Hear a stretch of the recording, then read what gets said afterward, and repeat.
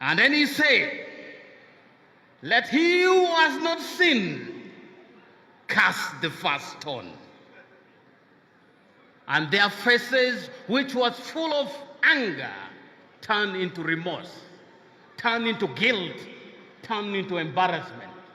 Because thinking again, possibly one of them could have an evening with that same woman. Your Excellency, if we were to ask that same question this morning in this important meeting, let he who has not practiced corruption cast the first stone. We would be shocked how many stones would fly here. Mr. President, the pretense in this country, the showbiz in this country, everybody talks about corruption without identifying who the corrupt is. Mr. President, who is the corrupt? The corrupt is my wife. The corrupt is somebody's husband. The corrupt is somebody's sister. The corrupt is somebody's brother. The corrupt is somebody's father. The corrupt is somebody's mother. The corrupt are our grandparents. The corrupt are the society that we live in. Mr. President, we are all corrupt.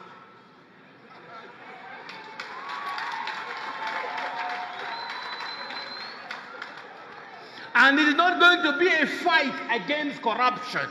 It's going to be our own change of attitude and stopping corruption. One writer, Ngugi wa Thiong'o, he wrote in his Petals of Blood, he's a Kenyan professor. He said, the struggle, my brother, begins with you. In other words, the struggle against corruption begins with me, begins with you. Do not wait to be anything else or anybody else to fight against corruption. It starts with me, it starts with you. Don't wait to be the president of this country to start fighting corruption. That's a lie. The struggle to fight corruption starts from where you are and what you do.